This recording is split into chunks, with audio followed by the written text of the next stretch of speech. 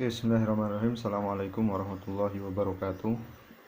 Kembali lagi di video pembelajaran matematika.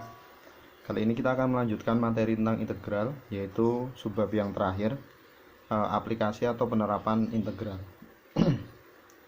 Ada dua di sini. Yang pertama, kita bisa menggunakan integral untuk mencari fungsi fx atau fungsi asalnya jika diketahui f aksen x atau turunannya. Kemudian kita juga bisa menggunakan konsep integral untuk pada kecepatan dan percepatan. Oke, di sini kita akan berikan contoh-contoh soalnya beserta nanti bagaimana cara menyelesaikannya.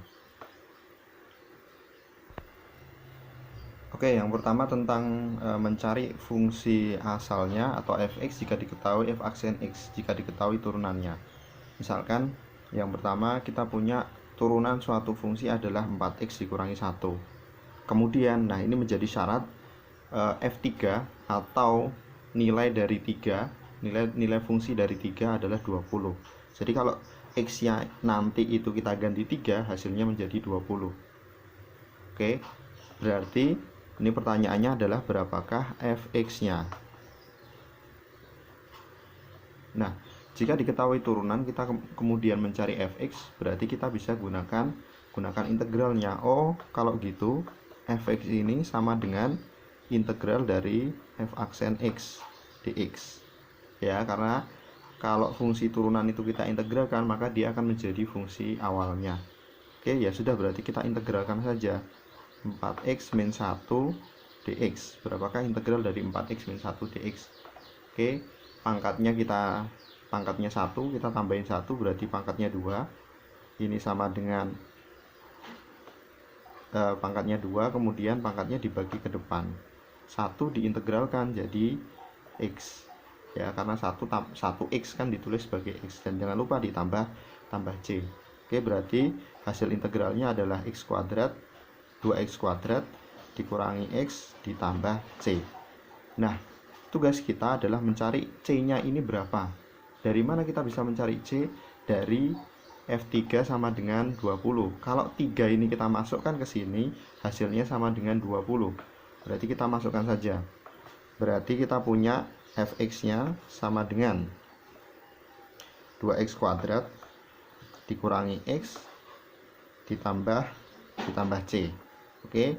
Kemudian f3-nya sama dengan 20, berarti ketika kita ganti 3, ini menjadi 2 kali 3 pangkat 2 dikurangi 3 ditambah c.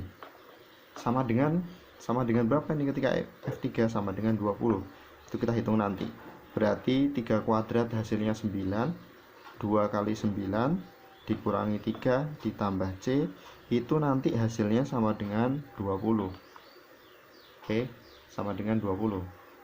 Kelihatan ya? Sekarang kita hitung 2 kali 9 18 dikurangi 3 hasilnya 15. 15 ditambah c sama dengan 20. Sama dengan 20. Berarti c-nya sama dengan 15 ditambah berapa hasilnya 20. Berarti c-nya sama dengan 5. Oke, kalau gitu fungsinya tadi yang tadinya 2x kuadrat dikurangi x tambah c, berarti fx-nya sama dengan 2x kuadrat dikurangi x ditambah 5. Inilah fungsi asalnya. Nah, biasanya soalnya terkadang tidak langsung menyebutkan f aksen x, tetapi dengan bahasa lain. Kita tahu turunan itu juga bisa diartikan sebagai gradien garis singgung. Contoh soalnya biasanya seperti ini. Sebuah kurva melalui titik tertentu, kemudian diketahui persamaan gradien garis singgung di titik tersebut. Artinya persamaan gradien garis singgung itu adalah turunannya. Oke, atau kita tulis sebagai dy dx-nya. Ya, misalkan sebuah kurva melalui titik 1,1 dan persamaan gradien garis singgung di titik ini itu adalah 6x kuadrat ditambah 4. Apa artinya persamaan gradien garis singgung? Artinya adalah turunannya di titik 1,1 itu adalah 6x kuadrat ditambah 4. Kemudian kita diminta untuk mencari y-nya itu berapa. Ya, kita mencari y-nya atau kurva y itu berapa. Dengan cara yang sama kita bisa cari y-nya dengan mengintegralkan 6x kuadrat ditambah 4dx. Kita integralkan, hasilnya berarti pangkatnya 2 ditambah 1, 3 dibagi ke depan, 6 dibagi 3, x nya pangkat 3. 4 kalau kita integralkan menjadi 4x. Jangan lupa ditambah c. Oke, kemudian 6 dibagi 3 hasilnya 2, 2x pangkat 3 ditambah 4x ditambah c. Oke, kita sudah punya fungsinya, tinggal kita menentukan c nya ini berapa. Nah, dari mana kita menentukan c padahal kita nggak tahu nilainya? Kita bisa menentukan lewat garisnya ini, lewat titiknya, lewat titik 1,1 ya. Titik 1,1, koordinat titik ini kan itu menyatakan ini x nya, ini y nya. Artinya apa? Kalau x nya kita masukkan ke sini, kita dapat y nya ini. Oke, jadi kalau ini 1, ini kita masukkan ke sini, x nya kita masukkan, itu nanti akan sama dengan y ya. Jadi kita nggak perlu nilai fungsinya, tapi bisa kita ketahui dari koordinatnya. Oke, berarti kita bisa masukkan kalau 2 dikali 1 pangkat 3 karena x nya 1 ditambah 4 kali 1 ya, itu ditambah c nanti akan sama dengan 1. Oke, kita cari 1 pangkat 3 itu hasilnya 1, berarti 2 ditambah 4 kali 1 hasilnya 4 ditambah c sama dengan 1. Oke, 2 tambah 4 itu 6, 6 ditambah c sama dengan 1, berarti c nya sama dengan 1 dikurangi 6 alias sama dengan negatif 5.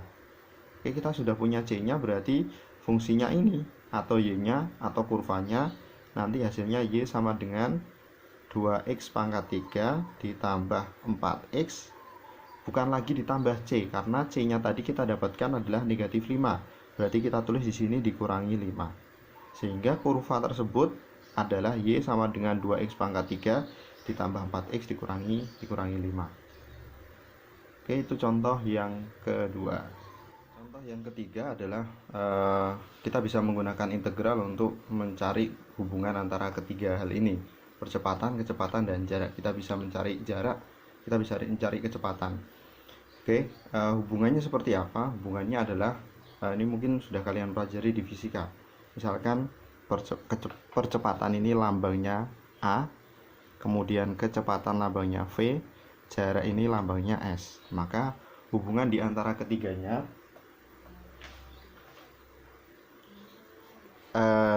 kecepatan itu sama dengan turunan dari jarak atau S aksen. Nanti percepatan itu sama dengan turunan dari kecepatan ya.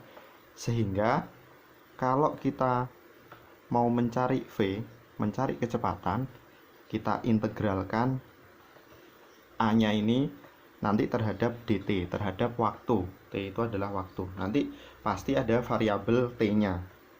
Kemudian kalau kita mau mencari jarak, berarti sama dengan integral V dt, integral kecepatannya. Jadi kalau yang ditanyakan kecepatan, kita integralkan percepatannya. Kalau yang ditanyakan jarak, kita integralkan kecepatannya. Oke, seperti itu. Nah, biar lebih mudah, kita langsung masuk ke contoh soal. Contoh soalnya yang pertama adalah misalkan diketahui suatu benda dia bergerak, kecepatannya adalah 6t kuadrat dikurangi 8t. Ini rumus kecepatannya.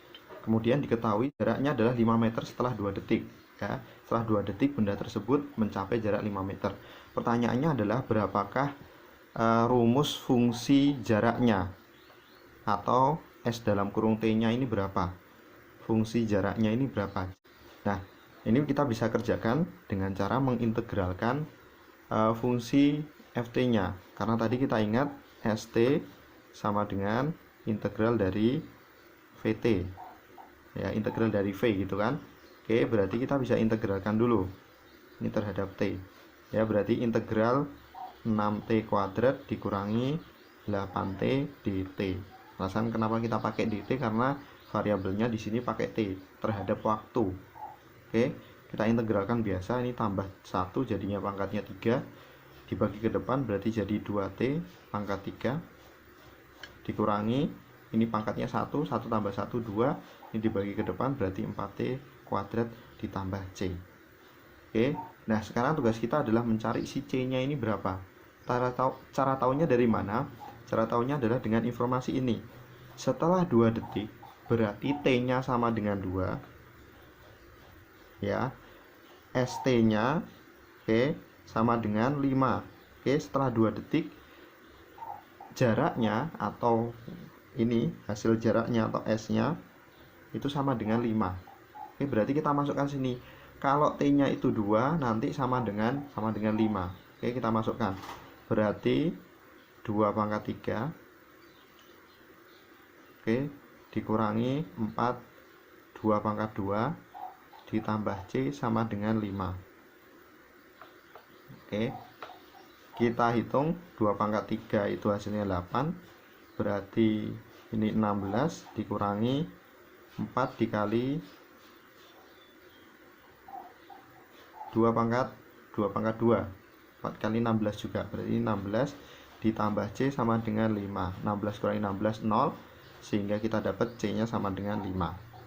Oke, berarti fungsi jaraknya adalah 2T pangkat 3 dikurangi 4T kuadrat ditambah 5. Oke, selesai. Seperti itu. Jadi itu hubungannya antara kecepatan, percepatan, dan jarak ya. Oke, sekian pembelajaran tentang integral yang sudah kita lalui selama belajar online kali ini. Kita cukupkan dengan bacaan hamdalah. Assalamualaikum warahmatullahi wabarakatuh.